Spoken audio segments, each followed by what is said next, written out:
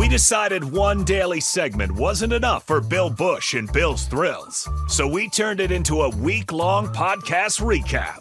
Here's Bill's Thrills Rewrapped, sponsored by Acres Equipment on 93.7 The Ticket and theticketfm.com. Bill, it's a Football Fact Monday. What do you have for us? I just wanted to hit real quick with our great sponsors right there that they also have an election package right now for investment. Oh. So they have an election investment package right now that's going to produce about 12%. So if you want to get involved with that, with getting your money back, No matter who wins? no matter who wins, Count me in. yeah, I'm calling it today. It's a special. Count me in. So get a hold of them today. They have a special election package set up, no matter Really? who wins, and you'll get at least 12% for the next 18 months. So No that matter will- who wins, Ben. Yeah, so no matter who wins, that's a big We're deal. not by those doing guys. anything crazy They got over that here. organized for those guys right there. Proper people in All here. right, here we go. If you are off the mark, you need a spark. If you're off the mark, you need a spark. The changing of the quarterback, and we saw it big time. Texas A&M against LSU. If you're off the mark, you need a spark. Did you ever go to a head coach and say that? No, I wouldn't do I got a that. headline for you, Coach. They got a headline for you, Coach. Hey, real quick here. Hey, I've been thinking real hard about this. Coach Ogeron, real quick. If they're off the mark, you need a spark. Urban. I got my notebook here. Urban. Been writing notes over here. Urban. Headlines. It's Coach Bush on the headphones here, real quick here. Got an important message for you. Urban. Be awesome. If we're off the mark, we need a spark. Just saying that low tone voice. All of a sudden, I hear you. Anyway, that's it for Bill's I'm Thrills. sorry. Keep going. No, Texas A&M. They're down 17-7, and they bring in Reed. They take Wegman out, and he goes for 31 points in the I second didn't know they half. subbed out. Yeah, he goes for 31 points in about a quarter and a half, and LSU had no plan, and they couldn't stop him. He had unbelievable runs. He rushed for 3 touchdowns. He had one big throw.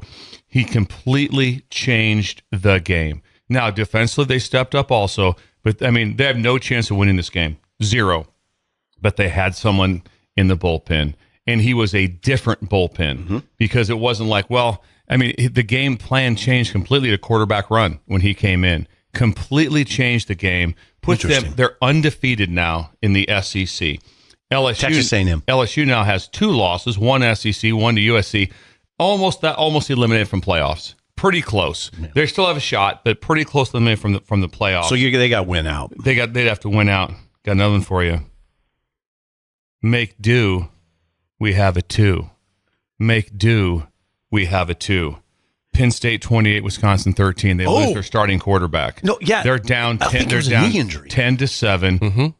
Aller gets hurt. Right. Doesn't come back in the game. This is the guy that went 11 for 13. Their backup came in and went 11 for 13. It's a Hard to pronounce. Prabulia. Yeah. I think it's Pribula. Yeah, something Enters like the that. game like that. Pribula? He was 11 for 13, 98 yards and a touchdown, and 28 yards on 6 carries. I'm not so sure when you were watching it. I wasn't sure who the better quarterback was. No. I didn't, because he could run totally so much better. agree, yeah. I'm watching that game going like, okay, if he's the starter next week, they're still okay. I wonder if Aller thought the same thing. I as he was guarantee it. watching. I guarantee he's watching that going like, and then they would show Wegman's face at Texas A&M on the sideline. He goes, yeah, he just saw his whole, it was like his whole career just went right in front of him. Yep. His whole career just went right in front of him because it's very clear who will be starting the next game for Texas A&M. That's happening right there. Washington, Indiana already hit on it. Jackson comes in, wasn't phenomenal, but it's your backup quarterback. They're 8-0. He went for a half against Nebraska where they scored 28. I believe. Yeah, it was 20. Yes, he think scored 28 points. Scored Correct. 28 points. Would he miss one pass against Nebraska? I think then that's comes also in and correct. plays really well again. He's good. Can you imagine you lose your quarterback? He's leading the Big Ten in QBR, and you're like going, no big whoop. We're good. That guy's no pretty big good. whoop.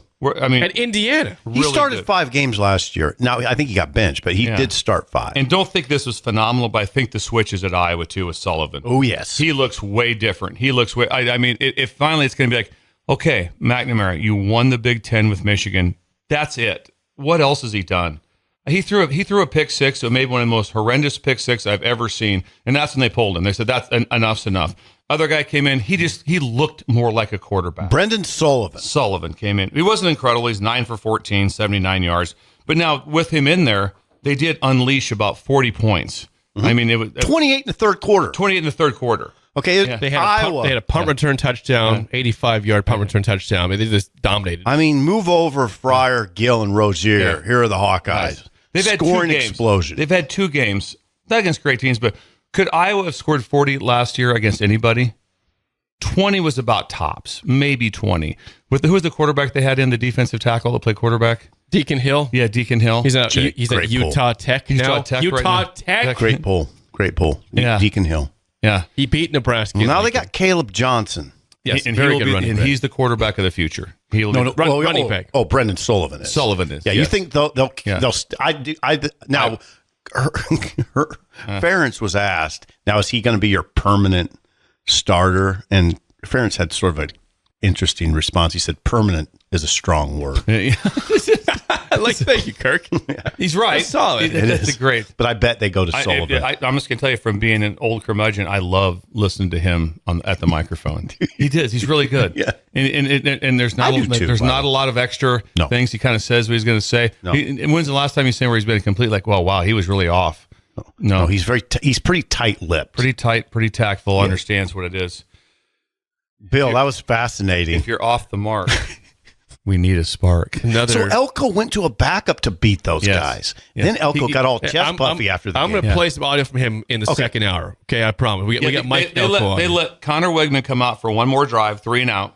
And he goes, okay, that's enough. That's what we're doing. We're going to the Wait, other guy. Wakeman was good this year, too. He was okay. What he did was he got credit for beating the heck out of Missouri, which now we find out isn't that big of a deal. No. Bill, it is a Bugaboo Tuesday. What could be bothering you today? Things that bother me, and this one was big. Hail Mary, fail Mary. Oh, man, it's a fail. It's a fail. I've got to start it off with every place I was at, you would coach this play, how to defend the Hail Mary, and you would coach it so hard. And then I thought I did until I got to LSU. And Ed Ogeron, this was the most incredible play of the week. It was the last play on Thursday's practice, and it was the whole team watching it. And you had to defend it and throw it. You had it where the offense won, and you ran it again where the defense won. And it was the intensity of this drill was so high. Before in every meeting, I would show, hey, here's what we got going, and I would show our team 2 fail Marys. Of teams screwing them up Fail Mary. in practice and in meetings, because if something went wrong, I remember one time something went wrong, and we're walking off the field after that, and Derek Panansky's like, Ed Ogeron needs to see the entire defensive staff in there, and because we didn't practice it quite right. Who said that? Poznansky? Panansky's his name. Derek Panansky's like, everyone needs, Ed wants to see everybody upstairs real quick, and that's usually not like, oh, I wonder if he wants to talk if we're doing a good job. No, I'm just telling you, it's so intense. So these errors to lose the game by the Chicago Bears were so ginormous that I've never seen it before. So you're either coaching it or allowing it to happen. So let's just start off with, let's just put this in sense here. There's 6 seconds to go in the game. What a critical error. They have no timeouts. 6 seconds, no timeouts. And they call back-to-back victory, which is the last play of the game on defense, which means they gave them 25 yards of free access on the sideline. So they got a 14-yard play to be able to get the ball to the end zone. All they had to do, guys, was play sideline, which means you basically circle, you build a cone around the sideline. So when they throw the ball, they can't get out of bounds, and then the game's over. They can't throw it in the middle and run up and spike it. There's not enough time to do it. The game should have never went to the final play. The final play should have been from the 22-yard line, and he can't throw it in the end zone from there. No. It was a coaching error of all massive coaching errors. Then By the Bears. The next part, I think we probably just start off with their pass rush. One of the 3-man pass rush with no overload. They didn't put like a nose guard, a 3, a 5, something crazy, and then they had a spy. What the spy's doing, I've got no idea. So they had no factor of that one. The next thing is that you're taught that only one guy goes for the ball. Everyone else is in a chest out, box out mentality, which means I'm going to box their offensive guys out. One guy's going for the ball, and at all cost, you have a pigtail. The term is pigtail, and the pigtail is to play the what? The tip ball. Tip ball. You have one deep. That's the whole play for the offense, is to have the ball bounce up in the air. It's not to have the guy catch it. It's to have the ball bounce up in the air. Then there was something else that maybe came up like that for the Bears. The Bears. The play started, and one of their players is not even facing the play. Tyreek Stevenson. There are photos. There are photos of Bears fans pointing at him like the play has started. Turn around. It's 2 seconds into the play. And then, what I always taught was, hey, once the ball's in the air, the overlap guy, which would have been him, he runs over for tip ball. Right. Every Bear went for the ball. Yep. Every Bear went for the ball. And just by chance, the guy who's not paying attention, the play has started, they haven't done anything right there. He runs over and he throws a haymaker at the ball, tips it up in the air. But the guy that wasn't even watching the play. 21. Now, here's the next one. Generally, what you have to do is you want to bang and lag, which means you stay underneath the receiver, so you're between him and the ball, so I can put a chest on him to box him out.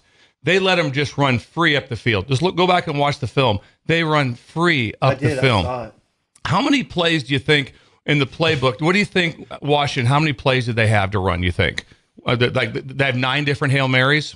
They have one. One Hail Mary. Guess what the Bears had, Steve? Guess what the Bears had? 3 timeouts. Call timeout. Get everybody over. Are we crystal clear on what we have to get done? They didn't call timeout. They just let it go. And that's not fair. It's not fair to Caleb Williams to lose that game. It's not fair to Bears fans to lose that game. That is 100% on everyone and the whole organization for that play to happen. They did nothing right. They did Not a single thing. They didn't do a single thing right on that play, nor did they care. They had people looking, and then there are people like, well, what happened? No one did their job, and I can't imagine that that's how it was coached. I have a hard time thinking it's like, hey, because what does the common person say to do? How do you defend it? What do you say? Knock it down. Just knock it down. It's not how it works. It's not that easy. What I would have said. Try knocking down a ball that's been thrown 65 yards in the air. It's coming like a missile. It's coming like a missile at you, like that, and just how hard it is. That's why you have a detailed plan, and that's why you coach it like your life depends on it. Like your life depends on it. Just imagine if that's a playoff game or a super, whatever it was, where everything ends.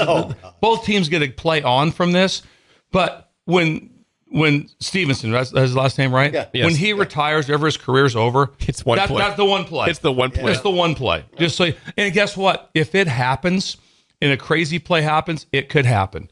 Nebraska's seen it happen both sides. They've seen him lose a game and win a game in the same spot, of the end zone. They've lost one and they've won one, right? They won the loss to BYU, correct? That's right, and they beat And Northwestern. did the same thing. They in that play with Nebraska, they rushed 3, they got him pinned, let him hold the ball forever. Here's the next thing in common sense from where the ball was. It took Jaden Daniels everything he had to get the ball to the 5-yard line. Yep. All you have to do is run a pressure. And you could rush 5. And all day. But he had all day. He ran around. He patted the ball. He loosened his arm during the play. Stretched out. Gave him room. They gave him an alley. Stay away. Everyone clear. Okay, let's go now. Hey, run forward and launch the ball down the field. It was the worst coaching job I've ever seen done on one play. And no one can argue it. And I'm just telling you, if you spent time on that play there, everyone's like going, there's no one on defense going, well, that's what I would have done. Just knock it. He came in and threw a haymaker. 2 seconds, the guys were down the field 20 yards, and one of the defenders didn't know the play had started. Had no idea. That's why you call timeout. He was chastising the fans. Once you see him lined up, you like that. Jake, do this one. Jake does this one. That's my favorite one. Jake does this one. And then that's why you let them get lined up and you call timeout. Here's what we got. Here's what we're going to do. They didn't do anything. On a win on the road 1 versus what was Daniel's? Was he the number 2 pick? It was 1 versus 3. 3 maybe, whatever. 1 versus 2 or 3, one of the two. Forget. And that's not fair to Caleb Williams to lose that game. It's really not. Anyway, those things bother me. Understandably so. It bothers me. Understand. There was 32 things done wrong. The headline again, Bill. What's that? The headline. Hail Mary. It's a fail Mary. On defense. Bears fans are in a rough way after that one. You're not full of grace. Back to more of Bill's Thrills Rewrapped. Sponsored by Acres Equipment on 93.7 The Ticket and theticketfm.com. Today, it is a Wild Card Wednesday. Bill, what's on your mind? Wild Card today. Wednesday. Just remember also the election protection system by the advisors, because they can guarantee for the next year 12% on return on all of your investments. And that's nice. Everybody's like, the election, can't do anything with the election. Yeah, you can. Yeah, you can. Make a lot of money. That's what you can get done during this time. Take advantage. You want a beam? Look at the teams. You want a beam? Look at the teams. Excuse me? Special teams. Oh. So we talked about Urban and the connection with the entire team. Remember, you interviewed him, and he talked about that people didn't even know everyone's name. Some of the coaches didn't know everyone's name on the team. Like the OC didn't know the defensive guys. They didn't know everybody. You mentioned that when you were talking to Urban. You suggested that I do that, and it was a good suggestion. That's not that. So it was an angle, Jake. It's an incredible connection you have when you're the special teams coordinator, because you get to talk to both sides of the team. You're with the wide receivers. You're with the O-line. You're with D-line. You have all these different phases, and you get a chance to connect with everyone that really was really interesting. So a few weeks ago, I texted myself, then it popped up again. I think it was Sunday night. The Pittsburgh Steelers. Oh, yeah. Danny Smith. Danny Smith is their special teams coordinator. He's 72 years old. Jeez. He usually has a giant, I don't know if it's chew or bubble gum in his mouth that he's chewing on. He's from Edinburgh State, and he grew up in Pittsburgh, and now he's coaching the Pittsburgh Steelers. Long story career. But the thing that jumped out, go back and watch him. When they blocked a field goal 2 weeks ago against the Jets, the mayhem that broke out on the sideline towards their coach, not just because of the play, towards their coach. And they just went completely nuts. And my point of it is, this guy is coaching in the NFL, and he has to get guys to do things that's not what they thought they were going to the NFL to do. All right. He had to get him to cover punts, protect punts, be the left guard in the punt team. He tries to convince these guys making a ton of money, and not everyone. He has to get them going. You talked about the Titans the other day on how bad it is. This guy has the ability, and it's real simple. Got to have a young guy in there. Got to be able to connect. You can either connect or you can't. And age doesn't matter, because this guy is 72 years old, and he is connecting with them at the highest level. The punt return for a touchdown against the Giants. Watch the sidelines. Watch the sidelines go immediately to the position coach, to the coordinator. Really? They go immediately to Danny Smith, age 72, and these players are going crazy with him. And then there was another scene which happened to pop up. They showed him in the weight room, lifting weights with all the players at 72 years old with his shirt off. Had his shirt off, lifting weights. But he's not 72. You can just look at him. I don't even wear headsets. He's not a phony. And if there's any place in the NFL, he would say, so Barrett Ruud told me, he goes, hands down, the best coach he's ever even remotely worked for, the head coach for the Pittsburgh Steelers. Mike Tomlin. He goes, most incredible. Would you guys, when you see Tomlin, think he's a dude? Yeah. I mean, right away, if Tomlin, right now, if Tomlin 100. Left the Steelers, I think the other 31 teams would let their coach go and they would try to hire him. I would say, Miami, get on line one now. God, think about that. Tomlin is an incredible dude. Think about that change. So, guess who's on his staff? Danny Smith. Because he knows what this guy is. Because you couldn't coach for Tomlin if you weren't a dude. You have no chance of being successful if you didn't do it. Watch what it's like. The guy's from Pittsburgh. He's coaching for the Pittsburgh Steelers. Now, he coached the NFL at several places, but he worked his way up through being a graduate assistant, through college, got in the NFL. And I'm just telling you, you watch the connection that this guy has with the entire, I guarantee you, he is beloved, and he's not beloved because you know one thing about Coach Smith's cool. If you're a little bit late for meetings, no big deal. He's cool with it. I guarantee you, no. I guarantee things are run extremely tight. But he gets to galvanize the team because he's got receivers, he's got DBs, he's got both sides of the ball, and he has that team.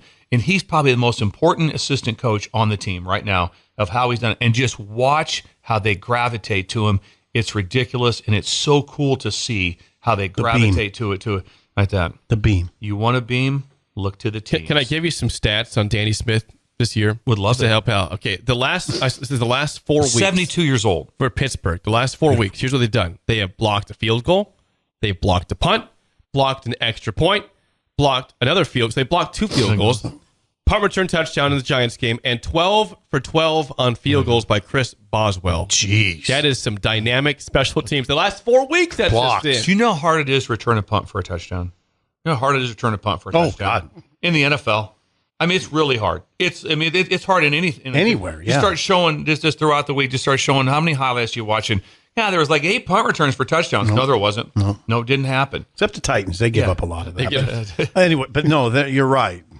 Seldom do you see. When I love the one like that. Got to get somebody in here. Got to be able to connect, man. Need some young guys in here. How about this one? How about just being a real dude? 72 years old. You got a great quote. You either can connect or you can't. Either can or you can't. It's Your whole not an life. age thing. So I would bet Danny Smith when he was 24 connected with everybody. When he was 56, connected with everybody. And then when he moved, then he's now at this age now, he still connects with everybody. Watch the sideline. Just go back and watch it. Watch those 2 plays and watch how crazy the players go towards their coach. This is last weekend. Towards their coach. You don't see when someone throws a touchdown pass, they don't run over and hug the offensive coordinator. They really don't. Usually not. Just watch how he has this. No, they don't. Connected. In fact, they never do. They don't do that. They're more like, look at me. I got this thing. When they perform for their coach. Wow. Danny Smith. Wow. Danny Smith. I was doing some research also there on the Titans special teams, who has been the opposite, as Sip said, of Pittsburgh. It's been bad. After this game against the Lions, where they gave up 190 punt return yards, which is still, I'll never get over that. Through 8 games, they have given up now 454 punt return yards. It's a lot. Second place is 312, which is still a lot for New England. 312. Yeah, it's a lot. 454. 312 is a lot. Yeah. Wow. Anyway, does that guy still have his job? I imagine. Yes, he does. Colt Anderson is his name. He's still employed there. You know, sometimes there's a lot of things you always want to factor in too. I would imagine there's probably been some years. I guarantee there's been years when Danny Smith's numbers weren't great. Sure. But I bet as a head coach, he said they're engaged. They're doing everything that we're supposed to do it. Sometimes we just don't have great players. Imagine being the offensive coordinator. All of a sudden, you want to be an offensive coordinator, and you get sent to Indianapolis. Ew. Okay, you're going to go in there. We're going to tear it up. No, you're not. No, you're not. So I guarantee you this. That's what you look at. Hold it now. Are these guys working really hard? Are they doing the right thing? All those things are going on. But I just saw this and I thought it was incredible. I don't even know him. He reminds me of. I was talking about a mentor that I had, Frank Gans. Frank Gans was my mentor, a long-time special teams scorer. Won the Super Bowl with the Rams when they won it with Vermeil. He was at that. He was the one who invented the two-way speaker with a microphone. So he had a speaker that went forward and a speaker that went back, and he talked through a microphone on special teams. You know why? A lot of times in the middle of the field, you're talking one way, but you're talking to all these people, kickoff, return, the scout, kickoff, all this stuff's going on, right? He manufactured his own microphone system that he wore at practice with the speaker that faced forward or under his arm. It's a strap under his arm, speaker forward, speaker back, and a handheld mic like a CB. And he could talk, and everyone on the team could hear him talking with what he wanted done. Frank Gans was a dude. He's just like this guy.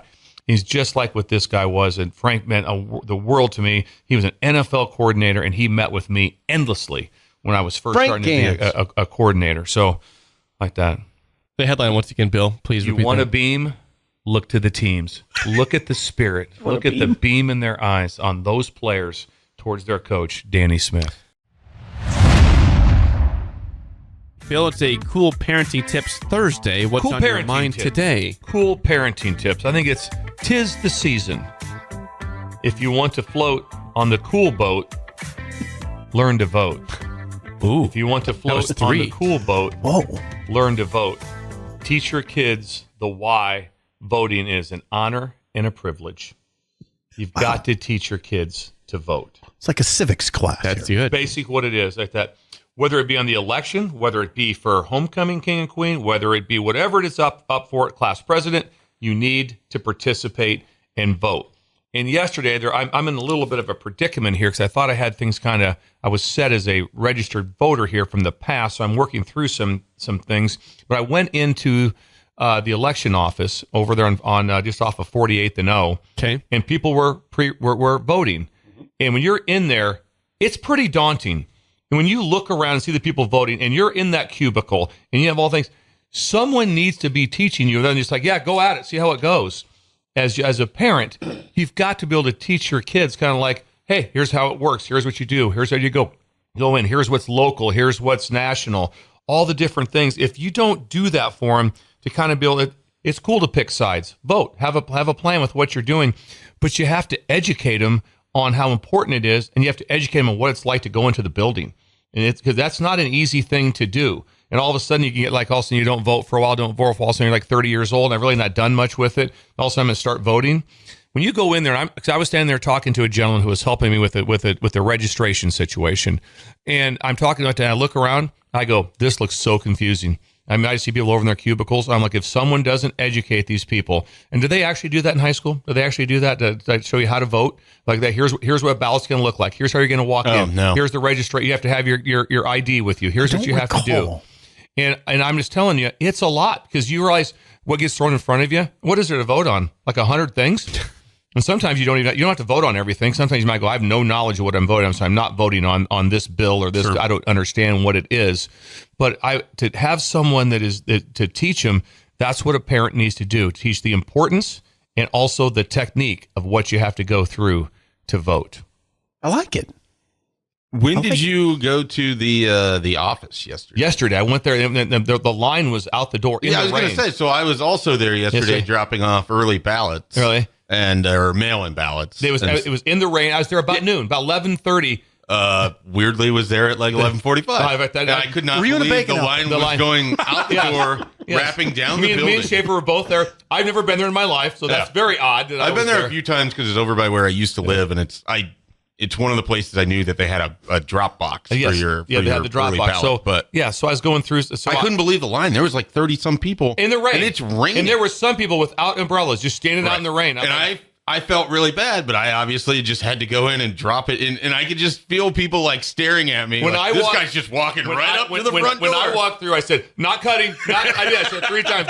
No cutting here. No, it's got a question. I said nothing. Need to find somebody, and I got a volunteer, and his face is like, I don't know how to answer that. But this nice gentleman came out and helped me. So yeah, that was they did a tremendous job, and it was very nice of him. Man, that's amazing. But we were both there at the same time. There's like 30, 35 people just standing in line in the rain. You have the right to vote. Do it. Yes. And then B, teach them how to do it. Because I'm telling you, it's a lot when you roll in there. It really is. If you're doing it at home at your own ballot, you have to get it done. Yes, that's easier. And I also think it's kind of fun to go do it on I even think game day is nice. I think election day is cool to go vote on election day. I kind of like the spirit of it. So anyway, anything from the texters, Jake? We have some response here. 464-5685. Someone says, I did see Bill yesterday at the office. Someone saw you yesterday there.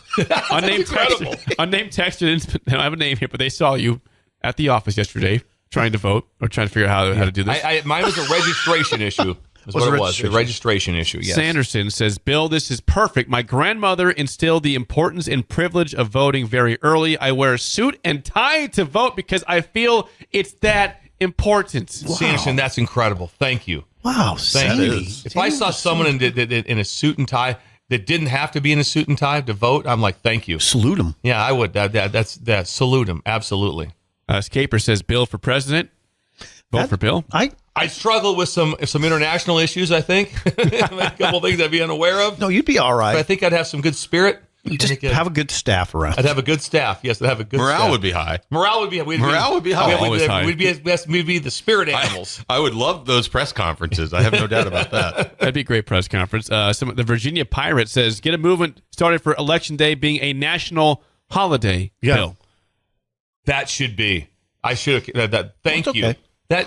Why would it not be? We're off for a lot of things. Why would you not have off for? That's a great point. Why would you not be off for Election Day? We are off for a lot of weird stuff. Yeah. Why would you not be off for that? Yeah. It's fun like that. Also, I tell you what, I will throw a slight oddity out there, is that it's in recruiting. It's like, I even say it. You honestly, if unless you're just a complete clown, you spend no time negative recruiting another school. It's like, you just talk about what you're doing at your school like that. Well, yeah, so-and-so's on the hot seat. Don't you just throw in a few barbs? No, you stay away. I'm telling you, because if they're real a family and they don't want to hear that about what's stupid about Missouri or what's this like that. Just really want to play for drink. Just sell your stuff. He's going to get fired. This is going to happen. Oh yeah, they yell at their players. The NIL. Just sell your stuff. But in politics, that doesn't happen at all. They just, it's almost 99% just bash the other person. Oh God, yes. So imagine if recruiting was that. What do you guys, what's our plan? Hey, we're going into the house today. Me and Ed Ogeron, what's the plan? I'm going after Alabama hard. I got a bunch of facts on them. I got a bunch of things on Georgia. I'm going to hit them with this. I'm going to hammer Signetti. Yeah, I'm going to hammer this stuff. No, or how about maybe just talk about what you've done? How about try that one out? But it's mayhem when you see indie advertising. That's all it is. It's just. It's not just the presidency. No. It's more ugly. Local is way worse. Local is way worse. I get like 20 mailers a day, and it's they're almost they're funny. Yeah. What the other person has done wrong or what they can't. And then do. they make stuff up. That's the amazing thing. Things. Also, yeah. Well, they said they did that to the head football coach at Auburn a couple years ago just to try to get him fired. They just made stuff up. Harsin. Yeah, just made stuff up. They really did. It was awful. How it's just like the masses can turn. So anyway, 2 more texts before we move on. Nice. Someone says, did Schaefer have the bacon costume on in line yesterday? No, I wasn't in line, though. I think it would have brought spirit to the people in line. It would have. We had to be there within minutes of each other. Yeah. I wonder if I was inside when I would have loved to have been standing there talking. So I talked to the guy kind of like around a window. It wasn't like I wasn't even at a window. I was kind of, and the idea, I go, not cut anybody off, because the look that I got right away, I was kind of questioning. This guy. You feel it. You walk up and people are like looking at you. I'm not voting. There's a police officer that's standing right there. There's an armed guard. There was an armed guard if something broke out. Yes. Well, and then I walk up and I was like, are these doors like locked? Because are they allowing people one in, one out? Like, is that what's happening here? It was. And so then I like gently pushed the door and it's like, oh, it opens. Yeah. And then the volunteer's like, can I help you? And I was like, I just have a couple to drop off. He's like, oh, good. And he points at the box, and that was it. The other person said here, the person who said they saw you should have said, dropped a hut. They missed an opportunity. They missed an opportunity. What are you doing? Oh, I would have loved that like that. I hope I presented myself well. I hope I presented myself well when I arrived at the Lancaster Election Center. Is that what it is, Schaefer? Yeah, I think that's the Lancaster County Election Office. But I was like, I did the old, I'm just going to swing back by her tomorrow because it's raining now. I go, nope, I'm here. I'm going to see if I can fight my way into this thing, and it worked out great. Good job. Back to more of Bill's Thrills Rewrapped, sponsored by Acres Equipment on 93.7 The Ticket and theticketfm.com. Bill, it is a Freaky Football Friday.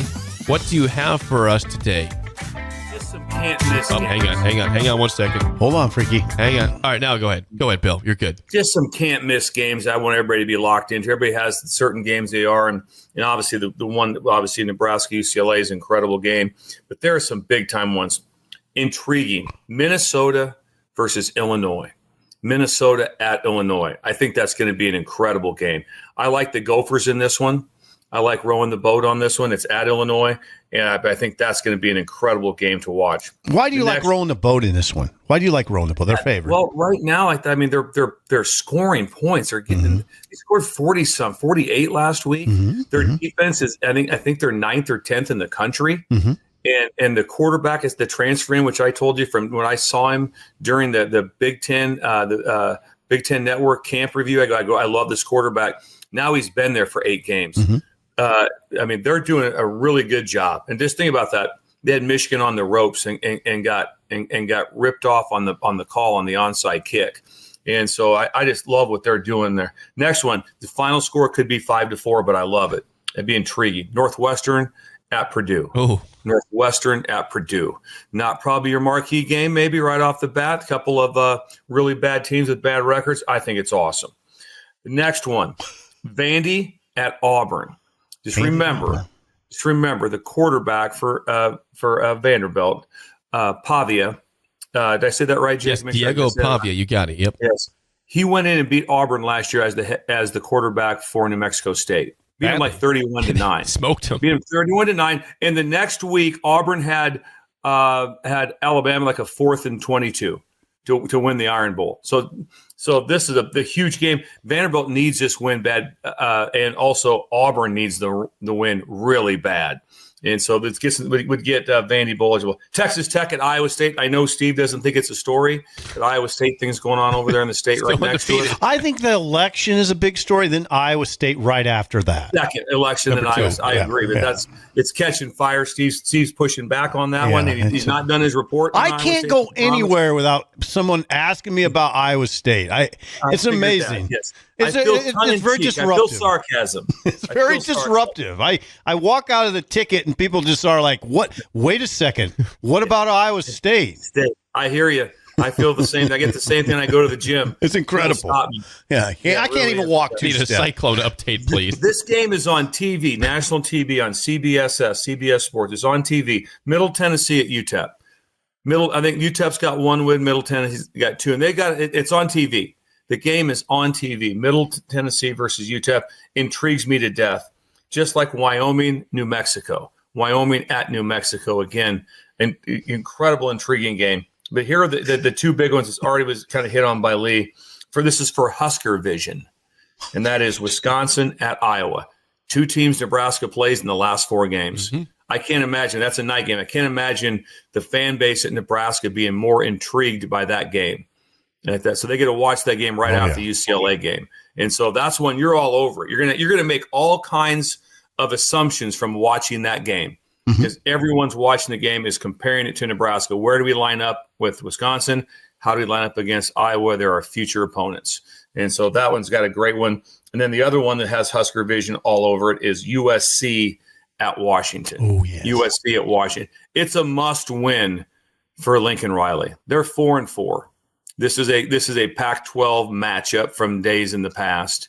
And so this is a huge game for USC and Lincoln Riley because it's just interesting because they can't fire him. They can't fire Lincoln Riley. They're not going to come up with $90 million. $90 million. So they say it is $90 million to let him go. That's not happening. $90 million. And so it's intriguing. And that also for Nebraska, if USC were to lose that game when Nebraska goes out there, what's the interest level at USC? I mean, couldn't be lower. They're expecting to be in the playoffs, and they're at that stage right there. And the final one, saving his job, Dave Aranda, TCU at Baylor. They've won 2 in a row. All of a sudden, it's like done after that situation with the Hail Mary at Colorado. He's rallied his team back with a couple big wins, and now TCU comes in, not a great team whatsoever. So Aranda could be saving his job. So a bunch of interesting games that I will be partaking in on Saturday. PJ Fleck, where will he be next year? I can't imagine that he is not. I mean, he's done a great job. I mean, he really has. I mean, he's done a tremendous job. This year, he's done a tremendous job. And he's not talked about at all. They're one of the secret good teams. You wouldn't want to play Minnesota real bad right now. They're scoring points, and they have a top 10 defense. That's simple. And the crowd won't be crazy. And I mean, if you're looking at them and you're Wisconsin, you got them to play it. Whoever has to play with that, I can't imagine. I think they'll win the game handily. Okay. If they win the game handily, his agent is going to be calling people handily. Yes. I want you to think about this. The rumor mill was that he wanted the UCLA job bad. That was the rumor mill. Whether it's true or not, probably was true. But I want you to imagine this right now, that UCLA could have had PJ Fleck. And yes, it's the first year for Foster, I understand, but he's never been a coordinator, nor has he ever been a head coach. Yeah, and you get a chance to bring in someone that has been a head coach and very successful at 2 stops. So he probably has a pretty good plan in place. Oh, God, yes. And so it's like I said, they made the decision, UCLA did. That is not any sort of a shot at Foster, but is he ready for this moment? Is he ready for it, as PJ Fleck would have been leading UCLA? Not even close. You heard Fleck's name in the past at Florida State also, too. Yes. Previous years. Yes, you did.